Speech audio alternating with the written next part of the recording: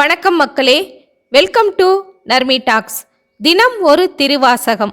இன்று திருக்கோத்தும்பி சிவனோடு ஐக்கியம். பாடல் 20. பூமேல் அயனோடு மாலும் புகழ் அரிது என்று ஏமாறி நிற்க, அடியேன் இருமாக்க நாய்மேல் தவிசு இட்டு நன்றாய் பொருட்படுத்த தீமேனி யானுக்கே சென்று ஊதாய் கோத்தும்பி.